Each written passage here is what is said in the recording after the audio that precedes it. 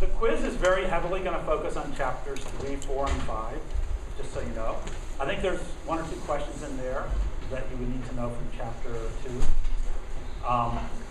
But there are things,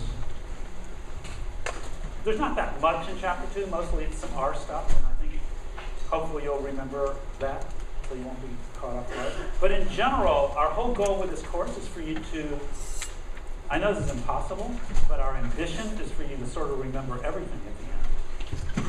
And you can sort of do it all. And you come and you leave and you're like amazing. You do everything. That's our course. We'll talk a little bit more about the empty model today.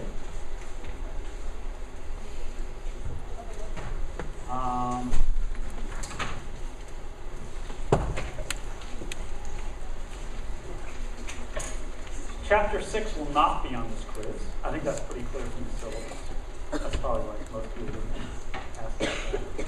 But definitely you'll need to understand the notation and equations that we've given to you, which is very few. The notation we're giving to you is there to help you understand, not to give you something to memorize to prove that you could. It's really just to help you understand. So I want you to begin to use notation flexibly to represent situations. And there's not a lot of notation in this course, but if it's in the book and we're using it and talking about it in class, you probably should know it.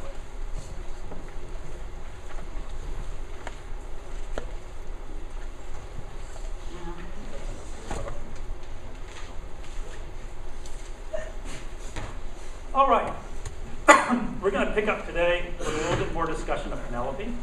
You remember at the end of last class, we knew what our estimate for Penelope's weight was, but we didn't know what Penelope's actual weight was. We did spend a considerable amount of time talking about how we represented Penelope's weight.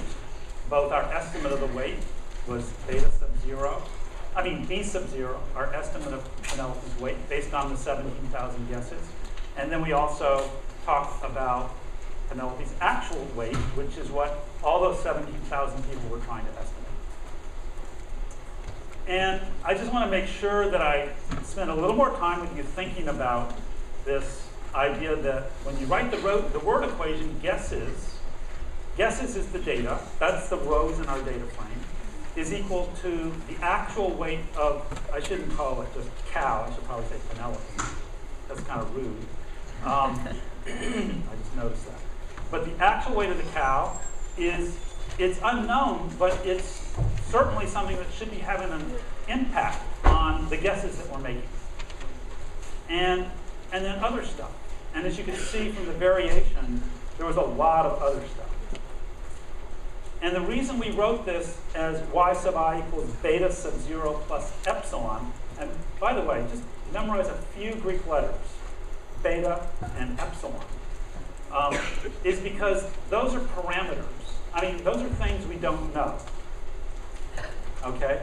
We can't really estimate them from the data. And y sub I, that's our actual data. So remember, data equals model plus error. But we can write this data equals model plus error at 2 different levels.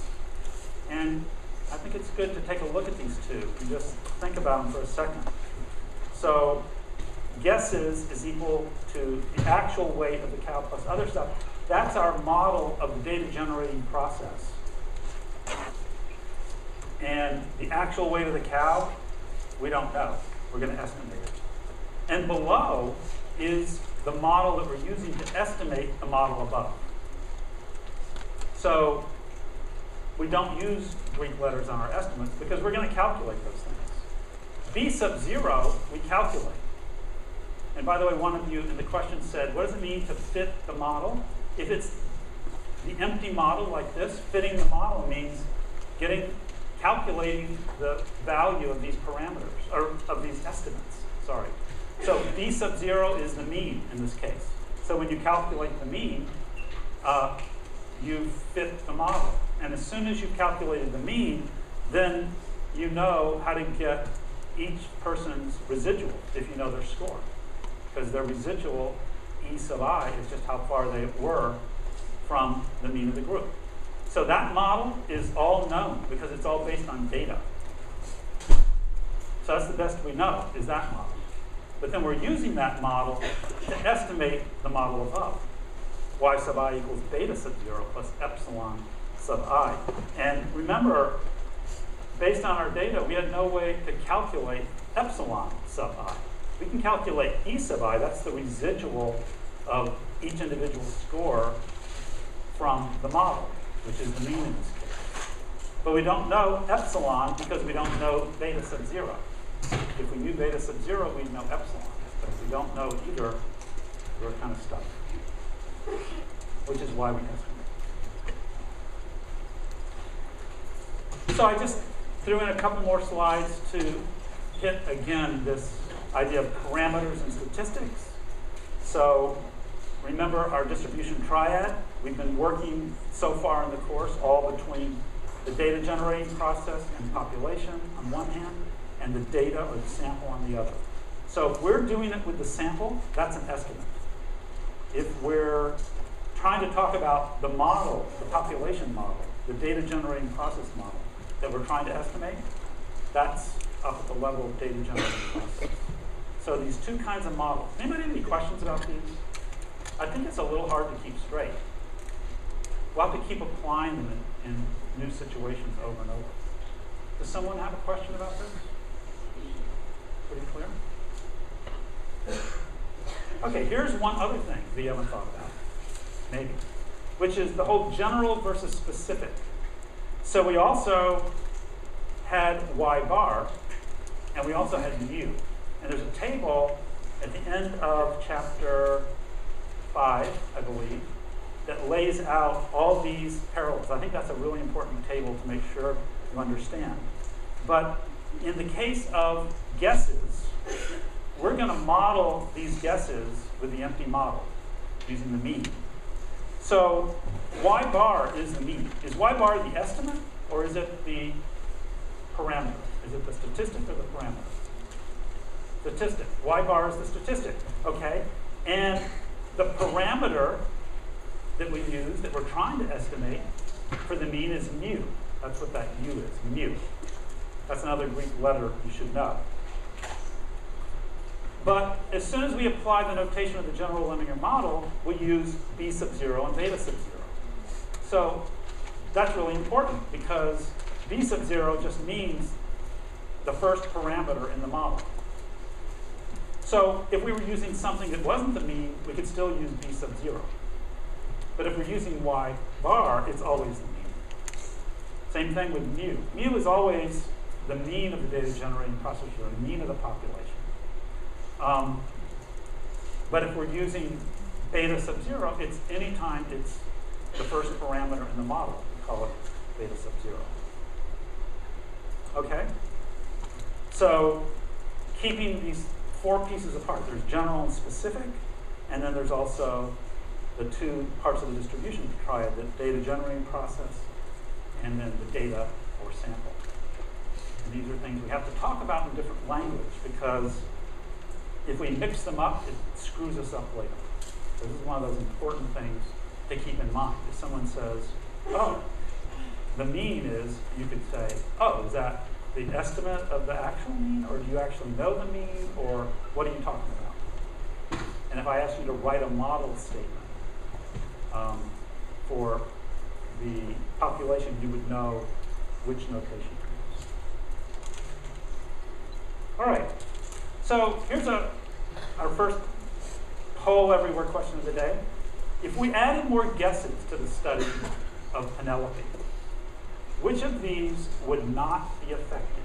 B sub 0, beta sub 0, Y bar, or N, or none? All would be affected.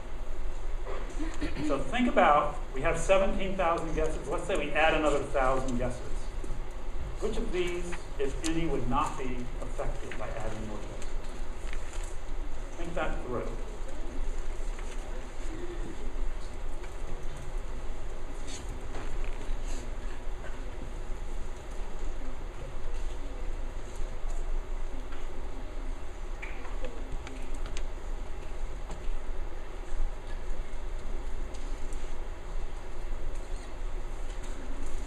By the way, questions like this are great quiz questions. These are like the kind of questions I love. Because you really have to understand something to get this and think it through. This is not on the quiz, just so you know. Don't study this question. All right. Any more answers? All right. Should I try to guess? Oh, wrong button. Oh, excellent. All right, that's the right answer. Beta sub 0 doesn't care about your data at all.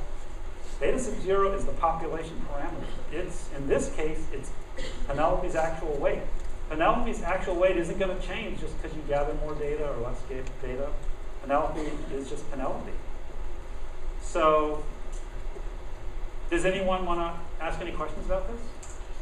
This would be a great question to also bring to the study hall tomorrow morning if you want, if you're not clear about this. But everything else here would change. N is just the number of guesses in the study. That's obviously going to go up if you add 1,000. B sub 0 and Y bar, they're the same here. And both of them would be affected because the average is going to be different if you add more in. All right, are you ready for the answer in Penelope? You got your guess in mind? Ta-da!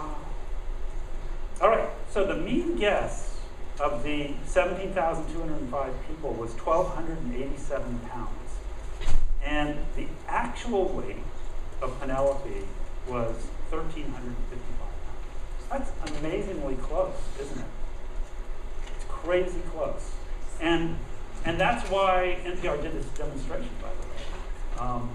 There's this phenomenon, there's a whole book out called The Wisdom of Crowds, if you've heard of that. But there's this idea that nobody has perfect information, but somehow they combine it all together and you can get a pretty good estimate about what reality is all about. Now notice, now that we have the actual weight of Penelope, we know what beta sub 0 is, which means now we could actually take our guess and calculate epsilon sub I. So think about that.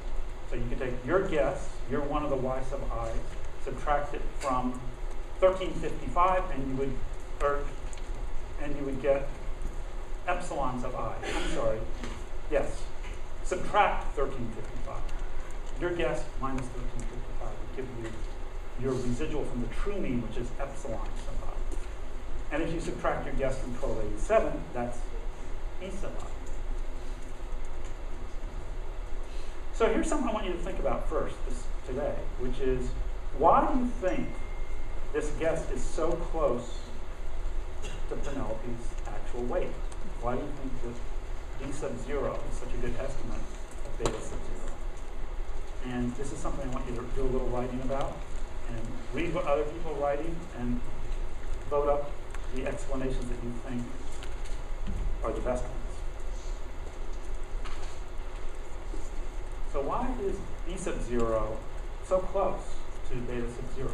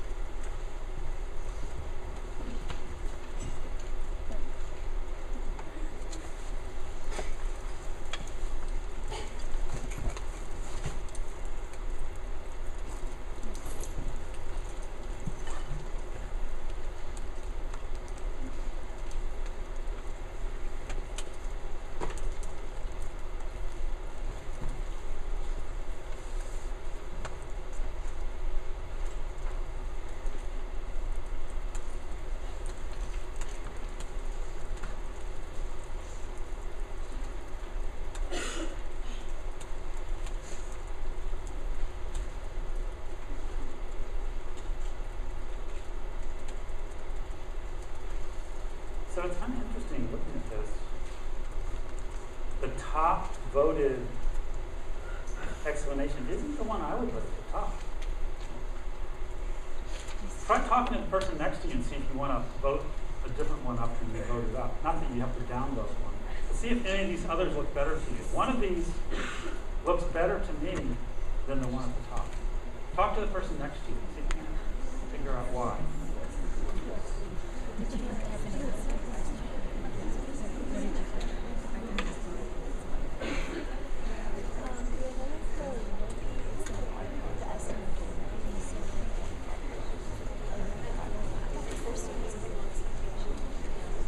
I don't think wisdom of the crowd is really an explanation.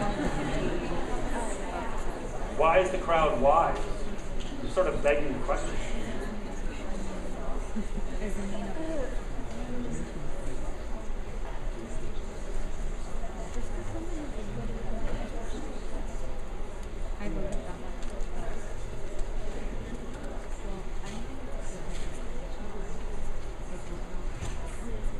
So why don't I like that first one as well as one of the others?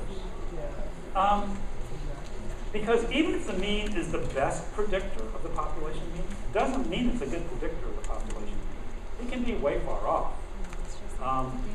By being the best predictor, remember we talked about this last time, it just means it's better than nothing. But it doesn't explain why it would be good. Except that if I told you it's the best predictor and you wrote that down and then you wrote it down and back at me, that's not a good explanation. So which one do I like the best? I like this one the best. I like, because over guesses even out under guesses. Think about this. What are all the things you're thinking about? We established last time that most of you really don't know anything about cows at all. And most of us don't know anything about anything. I mean, that's sort of the basis of statistics, is feeling like we don't know very much at all. But we did say, well, we know Penelope doesn't weigh 1 pound, and we know Penelope doesn't weigh 100,000 pounds. But then each of us did our thing, adjusting back and forth. But the key is that the mean is the best balancing point for all these residuals around the of the distribution. So people who vote, who estimate low, and people who estimate high, people who estimate really high, there's also who estimate really low, and all that stuff sort of averages out. And the reason it averages out is because there's no truth there. The only truth we're trying to pick out of here is Penelope's actual weight. And what's interesting about this whole process is that Penelope's actual weight, or the population parameter, kind of peeks through all this variation through the process of the average and having all these things balance out. And that is what's really cool about the average, is that when you aggregate things together, it balances out the error. Yes? I'm a little bit unclear because right now you said that the mean would be the best estimate for it, but in the textbook it said that when it's a skewed distribution, it would be better to use the median to discount the outliers. That's a fantastic question. In the book, it said the median might be a better representation of a distribution if it's skewed, because if you wanted to pick one number to represent that distribution, it would, if a skewed distribution is like this, you're not going to pick a number here, you're going to pick one kind of where most of the scores are. And that's true if you're trying to just summarize the distribution of data. But if you're trying to estimate the true mean of the population, it doesn't matter what the shape of the distribution is, it's going to have a mean. For example, remember the example in chapter 3 where we were flipping dice? And each dice has a 1 out of 6 probability of coming up. And so if you flip the dice many, many times, what's the average dice roll going to be? Anybody got it? 3.5. 1, 2, 3, 4, 5, 6. The average dice roll would be 3.5. Now, would 3.5 be a good predictor of the next dice roll? It'd be terrible because there's no such way a dice could come up as 3.5. See what I'm saying? So in the sense that if you know what it is that's being distributed in your data, the median or the mode may be a much better description. But if you abstract out and say, what we're trying to find out is what the actual mean is, then the mean of a skewed distribution is still going to be a better predictor of the mean of the population or the data generating process than is the median. And that's why the mean is such an interesting number in statistics. So much mathematics and statistics is then built up around this idea of the mean because it has all these properties that you'll be learning about the mean for years. I mean, you all learned how to calculate a mean when you were kids, but the mean is really pretty powerful. But that's a very important point. So the number you pick to summarize what you see in a distribution, or maybe that you would pick to predict the next roll of the dice, or the next guess, or something like that, you might pick something different. But if you're trying to estimate the mean of the population, beta sub 0, you would pick the mean. Okay, yes? Oh. Well, you would use the median in cases like I'm talking about. So where you're talking about the distribution of the data or distribution of individual elements in the population. So, like for example, if somebody said, what do you think I'm going to throw? You wouldn't say 3.5 because I'm so smart I'm going to predict the mean. You would say, I don't know. I have no idea. But I have a 1/6 chance it's going to be a 1, and a 1/6 is going to be a 2. So you would use the median when it doesn't really make sense to use the median. But in statistics, there are models that use the median as the outcome. We're not going to talk about them in this class so much. But they're called non-parametric models because they make fewer assumptions about how the variable is distributed. And there's some pretty good models like that, but you don't really need to get to them until ever, maybe in the future. And also, a lot of the techniques we're going to learn about in this class actually don't make assumptions either, like bootstrapping. But these are great questions. These are things I thought about for years. Still trying to understand. So I was going to talk a little bit more about the mean and just give two kind of examples, because the mean is an example of what we talked about in one of the chapters called aggregation. Whenever you add things up, you get something that it's got its own properties that are different from the properties of the things you added up. Actually, the inventor of the modern intelligence test was Alfred Binet, the Binet-Simon scale. And people have been trying to figure out a test that would indicate intelligence for, many, many years. And they couldn't. They kept saying, well, what is it that really underlies intelligence? Oh, maybe it's the speed of processing. So they would say, let's measure that, see if that predicts the things we think of as intelligence. Never did work out. Or let's think of sensitivity. So they would do these just noticeable difference tests. Say, oh, if somebody can tell the difference between things that differ in weight by just a fraction of an ounce, maybe they're more intelligent. And people tried all these things. But Binet just said, well, I don't know, what do we mean by intelligence? Well, we mean you know a lot of words, you have general information about the world, you could reproduce visual layouts of things. And what he did is he just took all these things that don't look alike and he added them all together. And that number he got by adding them all together turned out to be very predictive of how kids would do in school and who was going to benefit from education. So the whole thing doesn't make sense. If you look at all the things that are added up, it becomes like a number, but that number turns out to be highly predictive. And it's a similar kind of thing. Pizza. This is an example I like to think about, which is, let's say you own a pizza restaurant and you're trying to figure out how much dough you have to make ready for your pizza rush every night. Well, most people don't go out for pizza every night. Every now and then they go out for pizza. But if you did a study, you could count how many pizzas did you sell every night. And you could do that over a period of time. And then you might find certain patterns. Like, Fridays you sell more, Saturdays more, not very many on Sunday or whatever. But with just a few things, a few explanatory variables, you can predict pretty accurately how many pizzas you're going to sell. But the people that go into that average are completely different every night. So I know I'm going to sell 25 pizzas, but I have no idea who's going to buy those pizzas. Just like Penelope doesn't know who made the guess. It doesn't really matter. It just becomes a piece of data.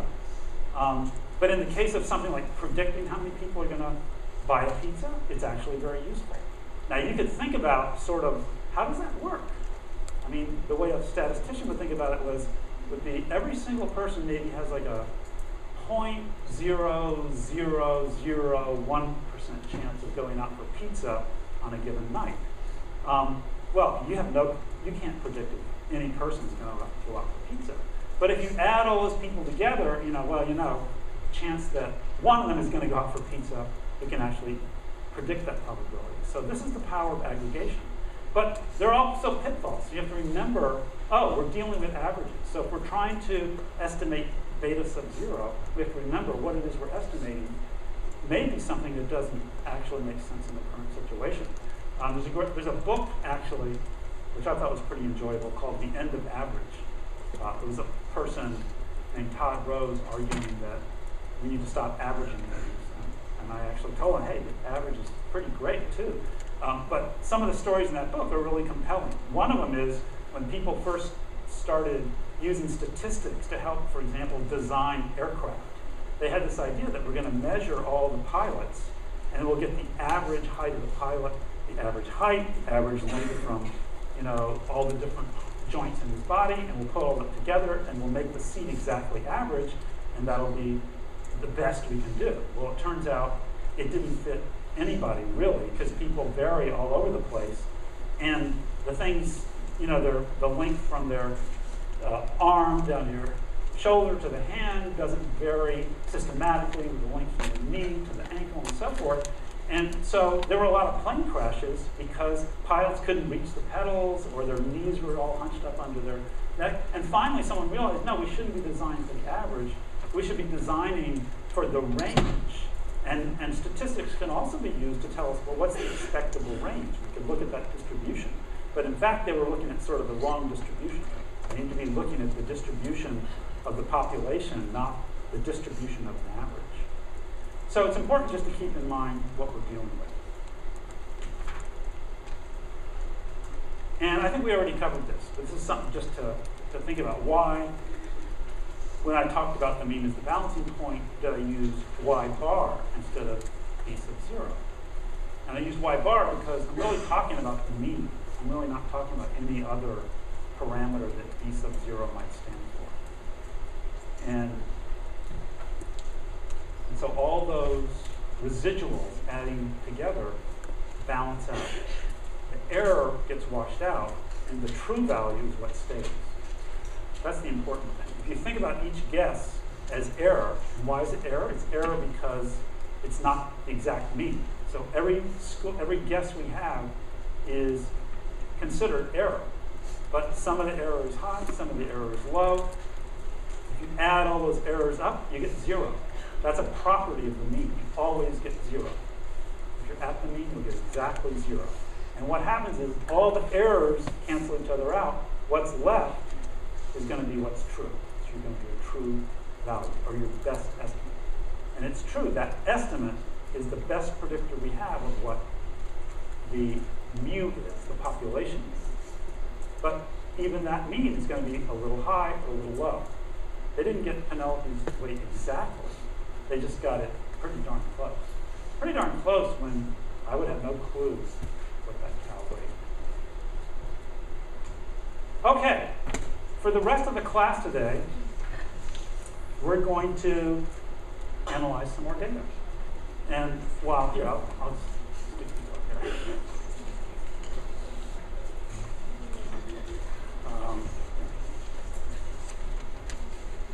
And while these are getting handed out, I want to play for you a short piece that I heard on NPR this morning, because I thought you would enjoy it.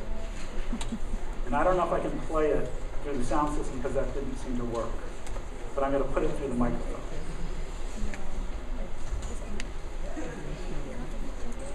So, as you're getting your handout, listen to this story. I thought it was really cool. It's about how exciting it can be when someone gives you a new data set to analyze, which is what I just did. Let's see if you can hear this.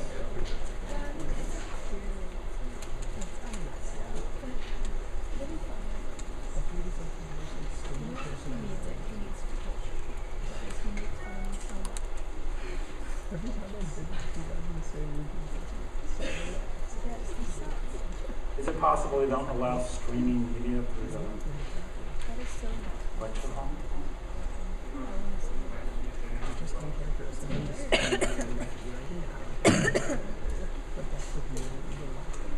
I can tell you about it.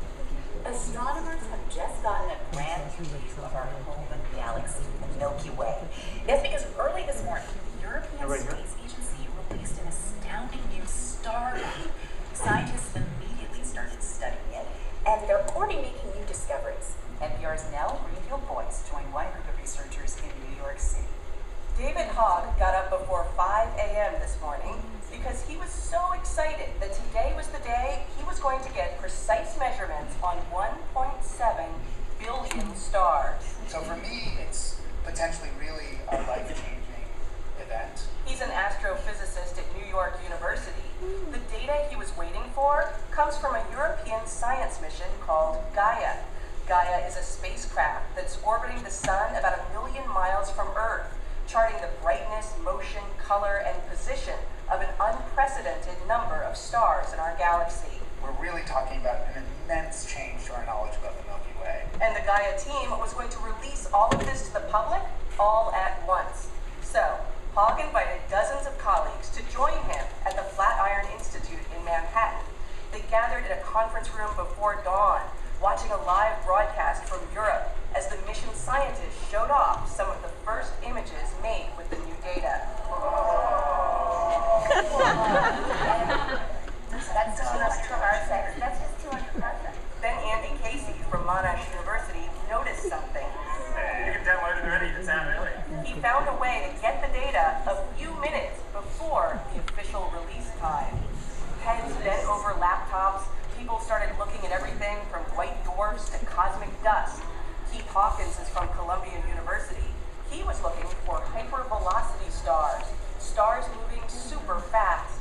Only about 20 had been known, and he quickly used the Gaia data to discover one more. That's a completely new hypervelocity star. It's, I haven't looked anything further other than its velocity is moving at about 600 kilometers per second, which is enormously fast, on the order of a few million miles per hour at least. How do you feel? Yeah, I mean, there's only 20, so what is it like to find another one? It feels good. Just one new one. So I suspect we'll see thousands of new ones discovered within the next few hours. Meanwhile, others were finding weird, unexpected stuff. Adrian Price Whalen is from Princeton University. I'm sitting here with Anna Benazza, who's a postdoc at Harvard, and we've been looking at the Gaia data for this stellar stream. It's like a stream of moving stars, and what they saw were signs that stars had been forced out of the stream in an odd way. Which could be an indication of an interaction with a dark matter subhalo, which has been never before seen. That would be a big deal, if it's true. But it's probably wrong. This scene was being repeated all around the world. The European Space Agency said that within the first 3 hours, the new information had been accessed by more than 4,000 people. It's exciting to be around each other and trying to get the data all at once. Jackie Faraday is an astronomer at the American Museum of Natural History. This is the data we're going to be working on for the rest of my career. Probably no data set will rival this. She says this is just the first day of what will be years of research, but it's a day they'll always remember. Nell Greenfield-Boyce, NPR News. Isn't that great? They're all waiting for data, and guess what they're using to analyze that data? R. At least a lot of them are, just like you. All right, so I just handed out, and I know you're all really excited about this. You've been waiting since before dawn for this data set. It's the Miami Heat data set. And it's a data set that contains information on every Miami Heat game for the 2010-11, I believe, season. And take a look. What I've given you is the code sheet that shows you what all the variables are. And I want you to, and we're going to go through, and I've shown you this slide before. We're going to go through now and push this slide a little bit further than we did before. So we're going to start out exploring variation, which is what we've done, and then we're going to also be able to build a simple model with some of these data. And we're going to try to go through it all in class, and hopefully a lot of you brought laptops today because I want you to actually participate and try to do some analysis. So, first of all, answer just a couple of questions about this data set. Scope it out, look at it, and then answer these questions. These are just really fast, but these are also the kind of questions that could be on a quiz. And I'm not saying they are on the quiz. But I'm saying these are things you should always be thinking about whenever you get a new data set. So I want you to think, oh, I got this data. I've been waiting up all night for it. They sent it from Europe. Why the Europeans had the Miami Heat data from 2009. So the first thing is, how is this study designed? Is this a correlational design or an experimental design?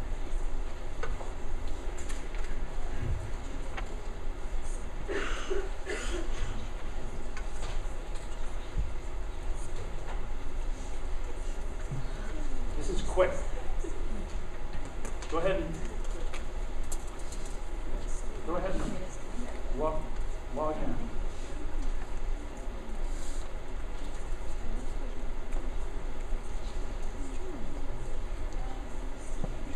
Okay, this is just for you to test yourself, so try to answer if you want. All right, let's see how you guys did. I think you're going to do well on this. All right, this is a correlational design. So a number of you aren't sure about the difference between correlational and experimental design. So maybe that's worth talking about for just a second. Somebody who said it's a correlational design, can they explain why this is a correlational research design? Who can do that? Okay. So it says under format that it's a data frame with 82 observations on the following 33 variables. So we know that if it's observations, they're surveying something that's happening without their interference or manipulation, and therefore it cannot be an experimental design. Okay, because it's observations, it can't be experimental. Does anybody else have something to add or a different way of looking at it? I'm going to do the back this time. Ta-da. Did you raise your hand? Yeah. Yeah, well, here's the mic. So we're using data that's already been, that's already been established, and we're not assigning like different groups, and we don't have like a dependent and independent variable necessarily. It's just like a bunch of observations that we're just collecting the data on. So we're not like manipulating. Okay, well, there's pieces in both of these answers that are correct and pieces I would want to be careful of. So actually, sometimes people use the word observational study instead of correlational study to mean correlational. But the defining feature of correlational is not that there are observations, because every data set has observations.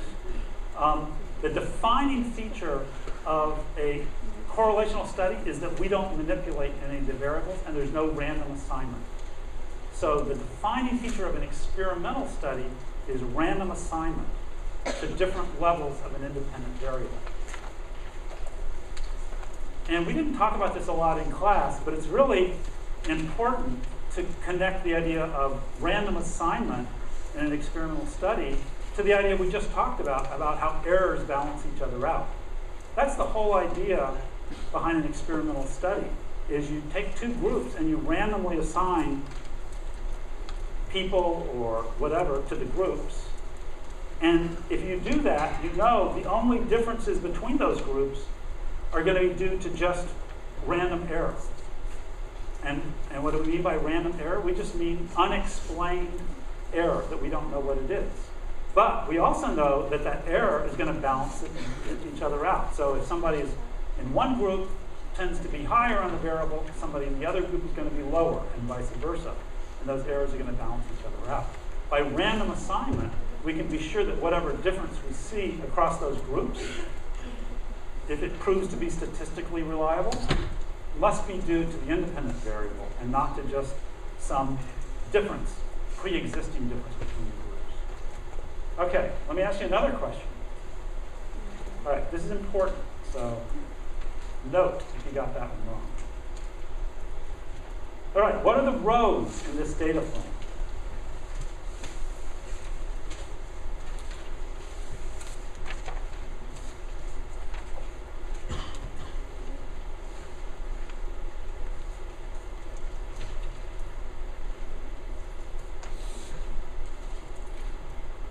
This is also a great quiz question, and this is from chapter 2. It's an example of the kind of thing I would always feel like I should be able to ask you. You should just get better and better at this. You shouldn't forget it. It's like fundamental.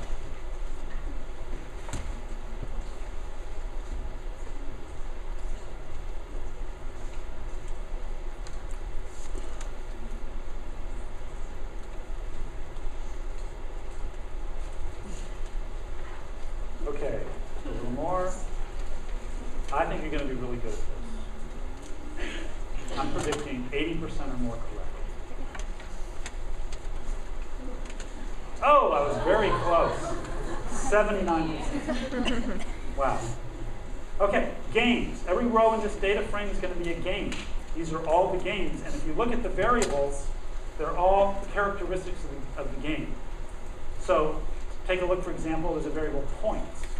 That would be the number of points that were scored by, I believe there's points and opponent points. Points is the amount of points scored by the Miami Heat, and opponent points is the number of points their opponents scored in that game. If you have the Miami Heat points and the opponent points, you can calculate all kinds of other things from there. Remember in chapter 2, you also learned how to make summary variables. Whenever you make summary variables, you're calculating new variables, but they're going to stay on the same row. So for any game, if you say, well, let's make a variable that represents the difference between Miami Heat and the other team, and it would range from negative to positive, depending on who won. And if you want to do that, you could take points minus opponent points and put the answer in a new variable that would be saved in a column. And that column would have a value for every row, because every game is going to have your points and your opponent's points. All right, so now I want you to take out your laptops, and I want you to look at these variables, and I want you to explore the distributions of these variables for like 6 minutes using DataCamp. So the sandbox is down there at the bottom. You've used that before.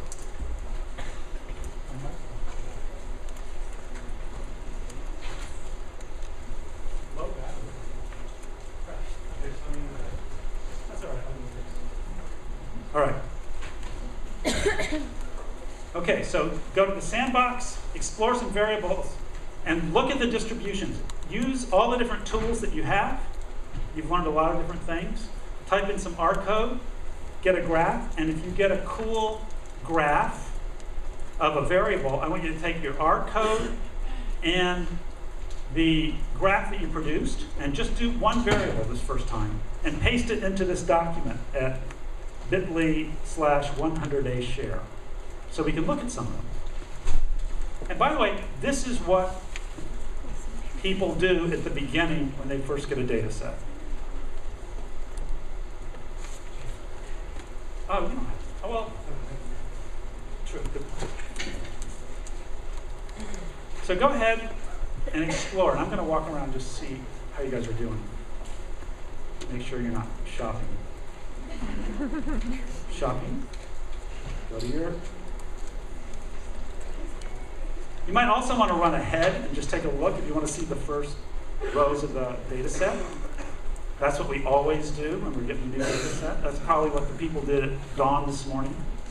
Although it must have taken a while to download 1.7 billion data points. Actually, 1.7 billion stars. Who knows how many variables there were. So look at different variables. I see a lot of histograms. How about some box plots too? And maybe some point graphs.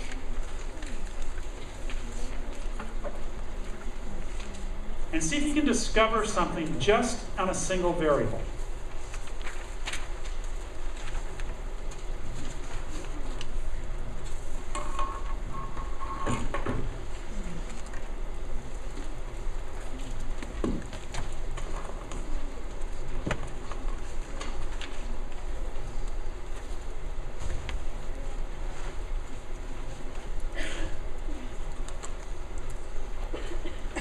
Okay. Give it another couple of minutes. As you're making these exploration and looking at variables, think about which of these variables would be the kinds of things that might be outcome variables you would be interested in, and which ones might at some point be explanatory variables. But for now, just look at each variable independently.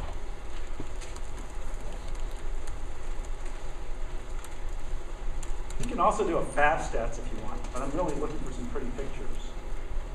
Good use of color.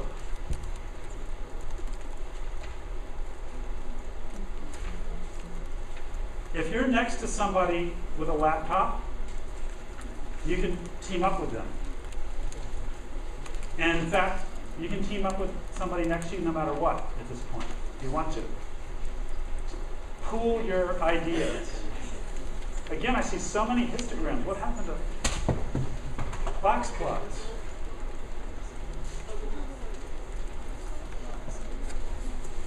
Now, on a Mac, if you want to take your code and your graph, you can just do Shift-Control-Command-4, and that takes, and then you drag a box around any part of your screen, and you can copy it. That puts it on your clipboard, and you put it right into the shared document. I'm not sure how to do that on a Windows machine. Does somebody here know how to do that on a Windows machine? Yeah, how do you do that? Hold on. If you have a Windows machine, listen to, what's your name? Kiona. Oh, wait. You can hold it. There's a button called print screen, and you just press it, and it takes a screenshot. Of the whole screen? Yeah. And is there a way to get a part of the screen? You can just crop it afterwards. Oh, you crop it. Okay. Print screen on a Windows machine. On the Mac, if you do that, you can then just draw around the part that you want and stick it in.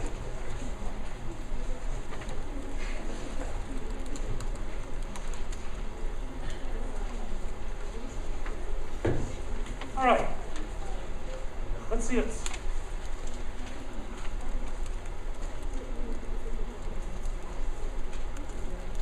Okay, let's look and see what we're getting. All right, I've got the share screen up.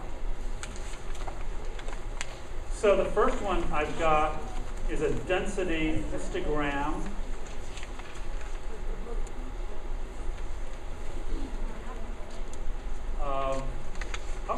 FT. What is FT? Free throws.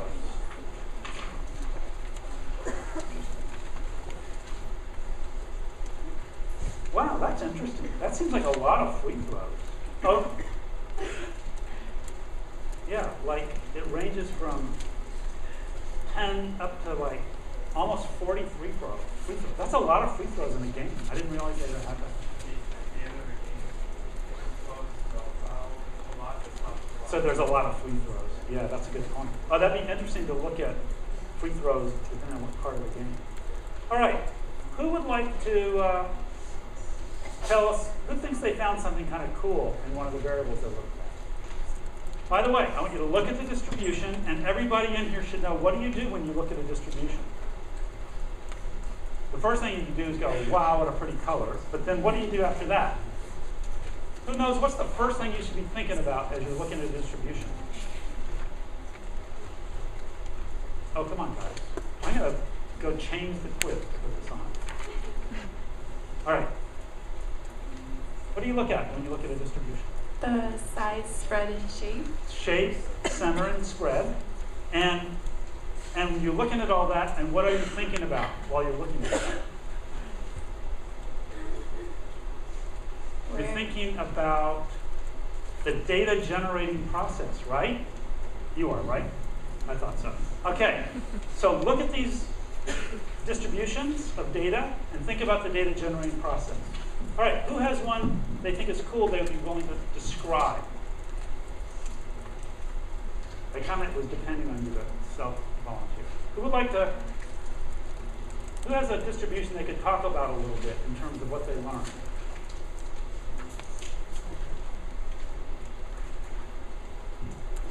Okay. So I did a box plot of. Do you think I can find it easily, or?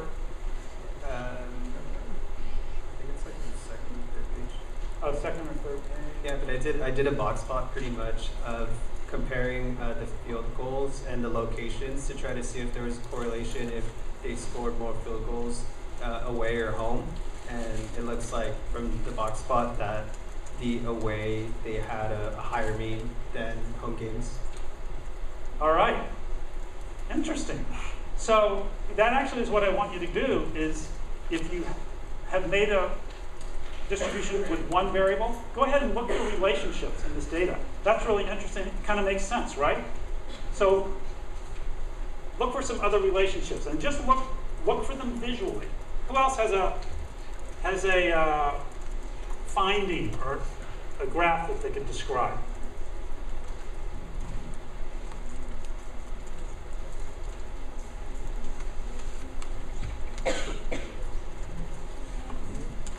Come on, you guys.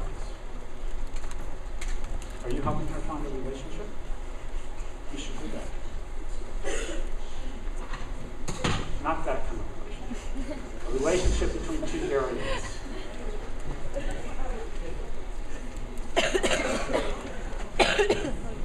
Yes?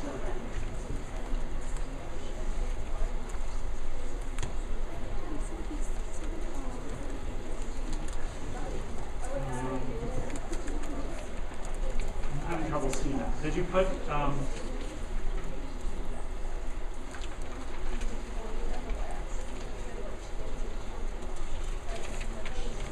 that the tilde?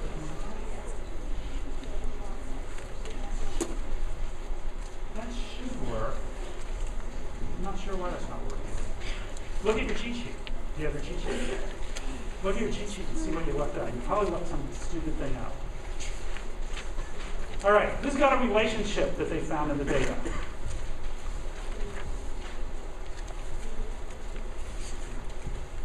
Okay, yes. Kind of a weird lack thereof. Well, hold on. I'm going to bring you the mic. No, yeah, it's all good. I can. Hold on.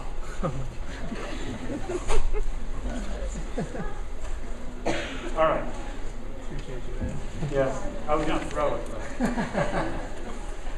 So I did a bar graph with wins and losses and did that versus whether the game was home or away. And I thought that there was going to be a higher ratio of wins to losses for the home games, but it actually is pretty identical between home and away, which is kind of surprising. Interesting.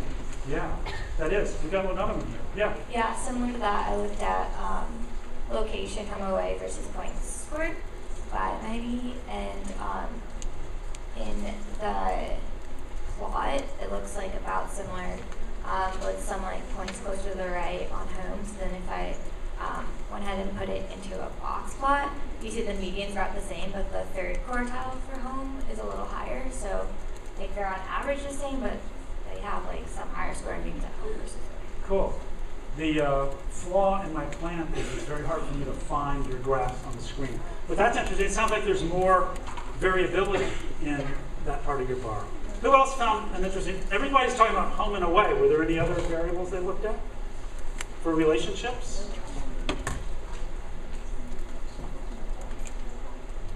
I hope you guys are finding relationships.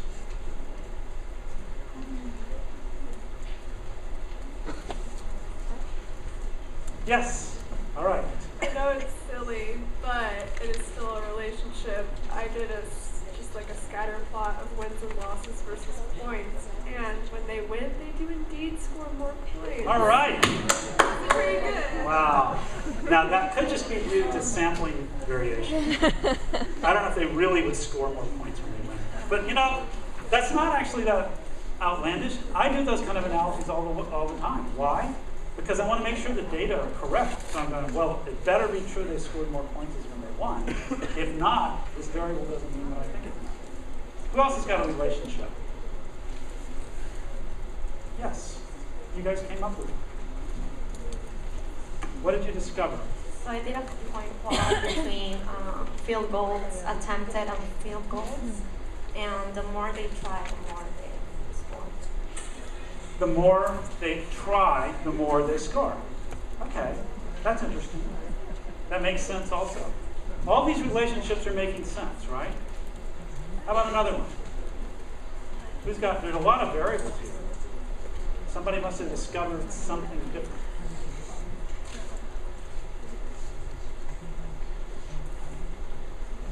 Yes, don't be shy. I did a histogram comparing the away games and the home games and how many points they scored. And they scored their highest points when they were at home versus away. But then they still had their highest averages away. If that makes sense. Yeah, so there's a little more variation, but you have some more outliers up in the right tail when they're home. It's almost like when you're home, maybe you get that passion of excitement and you just start scoring or something like that. All right, let's get one more. You guys can go home and do this too, by the way. This is what you should be doing every night. That's what I thought. That's what I do every night. All right.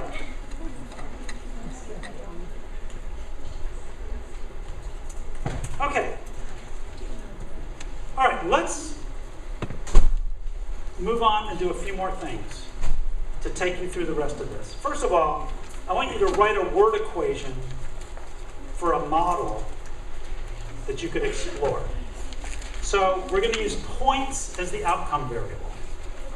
So before you could have used anything, we're going to zero in on points as the outcome variable. Think about a relationship between a pair of variables in this study and write a word equation to represent your hypothesis for what the relationship is.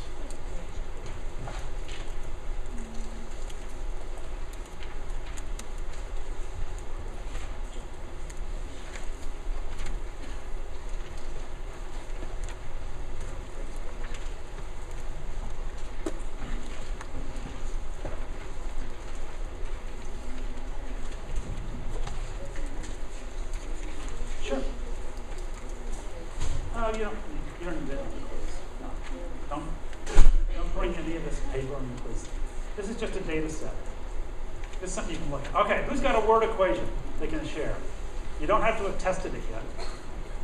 Points equals blocks plus other stuff. Okay, so blocks means your shots are blocked or the other team's shots, or you did a block. They blocked your shot. So you're saying the points in the game is going to be a function of explained by blocks plus other stuff. That's a great one. Go ahead and start working on exploring that with a graph. All right, who else has got a word equation? Yep, you got one, I can see. Points equals opponent blocks plus other stuff. Oh, it's a little different because she said blocks and you said opponent blocks. Okay, who else has got a word equation? Okay. I did points equals location plus other stuff. Okay, points equals location plus other stuff. Any others here? You have to have one because you can't do the next part if you don't have one. What's yours? Your word equation. Do you have a word equation? You don't? Okay. Focus on word equations. Do you have one? Steals equals opponent turnovers plus other stuff. Okay, we wanted to use points as the outcome, but I like your model. Steals equals opponent turnovers plus other stuff. Okay, you can actually work with that if you want. All right, you should have a word equation by now. Go ahead and make a graph to explore it. Yeah, what do you got? I did points equals FG3 plus other stuff. What's FG3? The 3-point field goals. Okay, so the number of 3-point shots that went in. Excellent. And what you're going to find is there's going to be probably some relationship, but it's not going to be a perfect prediction. It's going to be a really bad prediction. That's where the other stuff comes in. Okay, so explore this a little bit right now, what you wrote your word equation on. By the way, this is the kind of stuff we could easily ask on a, maybe not a quiz, but on the final exam.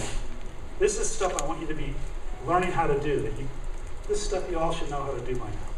All right, so take your word equation and explore that relationship graphically and see if you see a relationship in the data. What distribution are you working in when you do that? Which of the 3 distributions? Is it the population or the sample that you're going to work in to explore this relationship? How many people think it's the population you're going to work in to explore the data? How many people think it's the sample you're going to work in? All right, good. Signs of life. All right, you didn't bring a laptop. You can work with her. Help her. She needs help.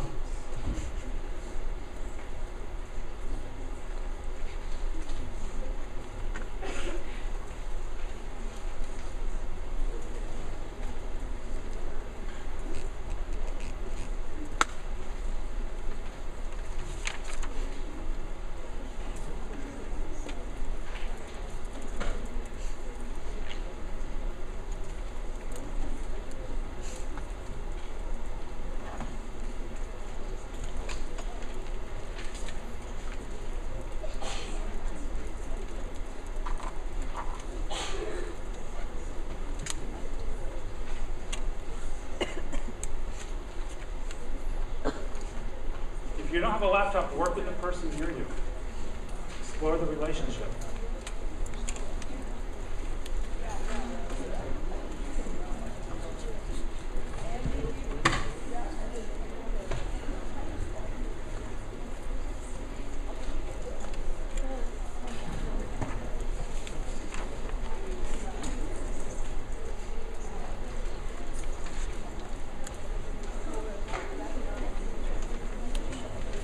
Yes.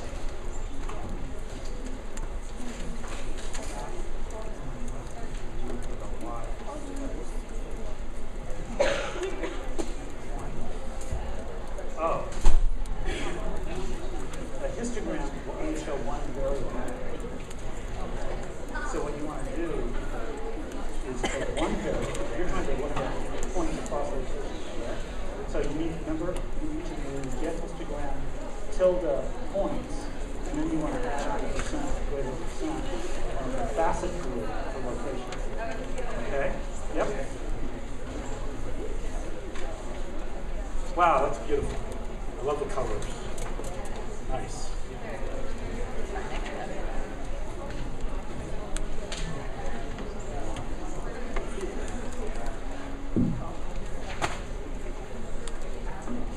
So in addition to actually writing your word equation and going out and looking at your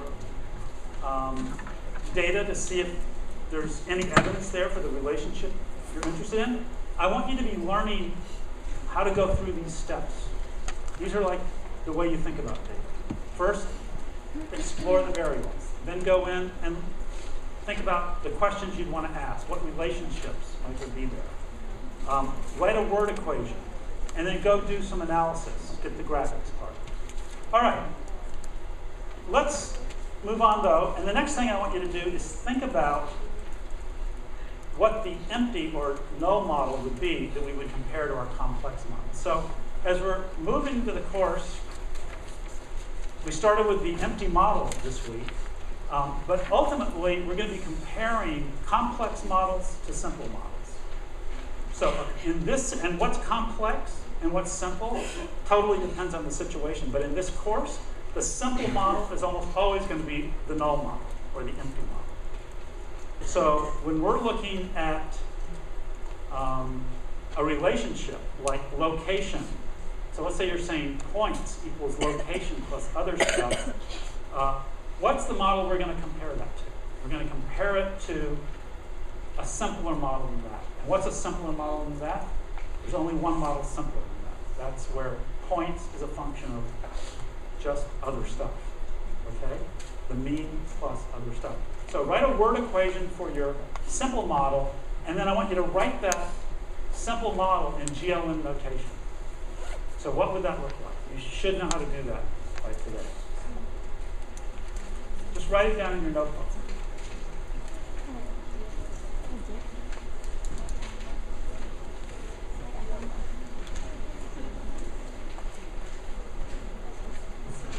If you're not sure what to write, raise your hand. Oh. All right, what have you got? What do you think?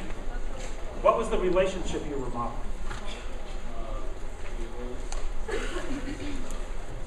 I'm sorry, talk a little louder. I forgot the mic. So what was your word equation? Okay, points equals ft3 plus other stuff.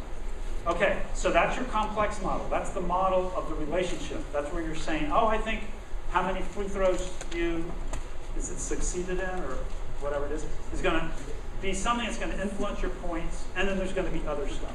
So what is the empty model now? You went through chapter 5, right? You didn't go through chapter 5 in the book? Did you? I don't know. Well, that explains maybe why you're not understanding the empty model. You need to go through that, tonight before the quiz, for sure. But the empty model, who can help out with the empty model? So we have points equals free throws plus other stuff. What's the empty model going to be? The word equation for the empty model. For this empty model. Who can say what that is? No, it's not points equals free throws. Who knows what the empty model would be? Yes? Isn't the empty model just the outcome variable equals center variable plus alpha? And then like the mean, or like the individual, like it's an individual data point equals the mean plus the error. Okay, you're getting there. What were you going to say? I just thought the empty model was the mean. The empty model is the mean. So it's points equals mean plus other stuff. In the empty model, there's no explanatory variable. This is really important. I'm glad we're bringing this up. So when we're looking at our model of points equals free throws plus other stuff, what's the outcome variable? Just yell it out. Don't name me. Points, thank you. What's the explanatory variable? Free throws, okay? That's your complex model in this situation. Your simple model, or your empty model, is always the mean. So you're going to take that model part and you're going to replace it with just the mean. This is a really important slide, and I'm going to upload these slides tonight, I promise, because it's important to look at and make sure you understand this. So again, the overarching principle, data equals model plus error. In this case, we take points equals model plus error. The thing that can differ is what we put into the model part. Okay? If we put location in, that's a model with an explanatory variable and an outcome variable. If we put fouls in, that's the same thing. We're just using a different explanatory variable and the same outcome variable. If we put the mean in, that's a totally different kind of model. But it is a model. Those are all things that can fit into the model plus error category. If there's anything that I want you to take from the reading you did this week, and hopefully if you didn't, you'll do it by tomorrow, it's that the mean does not explain any of the error. It's really just saying everything is just error. Okay? If you use the mean. But it's important to have the empty model because that tells you how much error or variation total you have to explain. So if the mean explains 0% and then you decide, well, I'm going to put location in, location is going to explain some percent of that outcome variable. And that's a more complex model that explains some of the variability. But the model plus the error is always going to add up to 100% of the variation. So when we're building these models, what we're trying to do is start with all the variation, and all the variation is there in the empty model.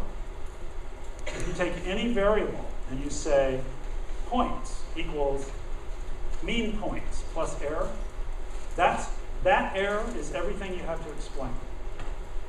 Before we had the model, we just called it variation. But as soon as we start thinking about a model, then we call it error. You don't have error until you have a model.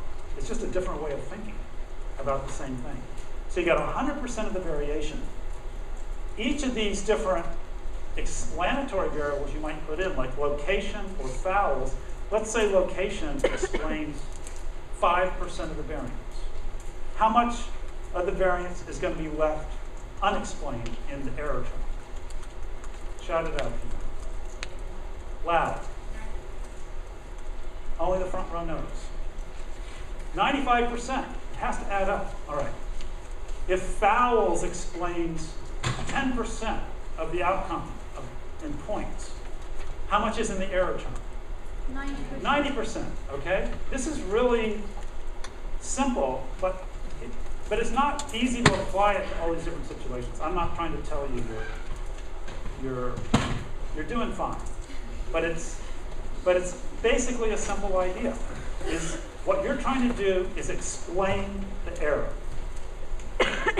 So this slide, I want you to study it tonight and think about it. And also, make sure that you're able to write in the general linear model notation what the empty model is. All right, we'll see you for the quiz tomorrow. Look for your email sometime in the morning.